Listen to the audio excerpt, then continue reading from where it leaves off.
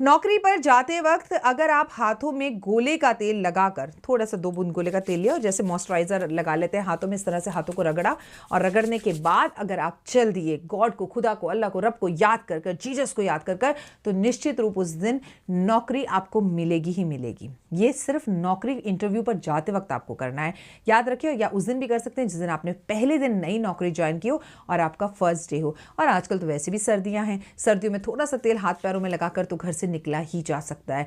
माँ के पाँव छूकर, मुस्कुराकर, पॉजिटिव सोचकर, आओ श्री कृष्ण भगवान, आओ राम जी, आओ माता रानी, जिस पर भी आपकी श्रद्धा और विश्वास है उन्हें अपने साथ इंटरव्यू में लेकर जाइए, फिर देखिए क्या कमाल होगा। लेकिन ये जो तेल आप अपने हाथ में लगा कर जा रहे हैं, इसे रात भर घर के मंदिर में रखा रहने दीजिए। मंदिर में घर के सबसे ज़्यादा पॉजिटिव वाइब्रेशंस होती हैं। अब सोचिए आप सुबह सुबह जब निकल रहे हैं और नहा धोकर भगवान को प्रणाम करने गए और आपने हाथ में तेल लगा लिया और फिर निकलने वाले हैं, तो सोचिए पूरी रात उस तेल में कितनी वाइब्रेशंस होंगी जो खुदा ईश्वर भगवान के करीब था। तो जो भी उपाय मैं बता रही हूँ, उस तेल को रात भर भगवान के पास ज़रूर रखें अगले दिन इस्तेमाल करने के लिए। उसके बाद अपनी लाइफ में चेंज ज़रूर देखिएगा।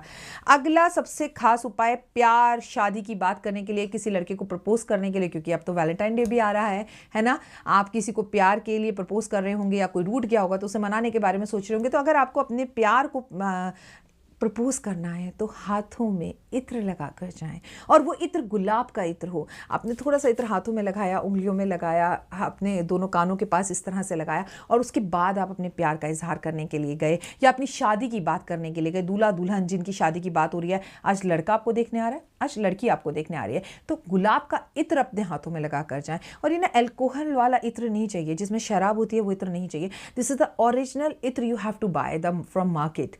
असली अच्छा वाला इत्र जिसमें शराब नहीं हो, जो बिल्कुल फूलों से बना हुआ, जो ओरिजिनल हो, जो भगवान और ईश्वर, जो कान्हा को चढ़ाया जाता है, ऐसा इत्र हो। फिर देखिए, मैं देखती हूँ आपकी शादी की बात कैसे नहीं होती, आपको वो प्यार में कैसे इनकार कर देते, महक आ जाएगी पूरी जिंदगी में। और हाँ, फिर थैंक यू करना मत भूलिएगा।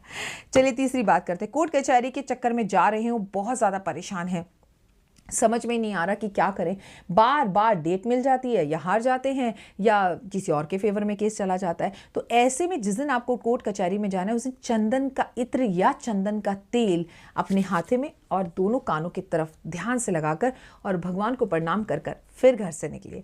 देखिए आपको कैसे चंदन के इत्र से लाभ होगा और कोर्ट कचहरी का केस आपके फेवर में होता हुआ आपको दिखाई देगा।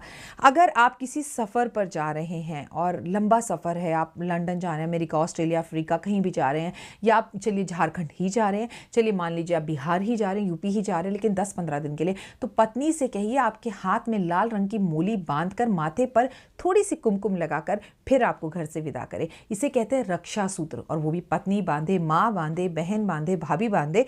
तो फिर देखिए आप जिस तरह से सुरक्षित जाएंगे उसी तरह से सुरक्षित घर लौट कर आएंगे। ये बहुत काम की चीज़ है कि ऐसा तेल, ऐसा क्या चीज़ इस्तेमाल कर कर जाएं कि घर से जैसे सुरक्षित जा रहे हैं वैसे ही सुरक्षित लौट कर आए।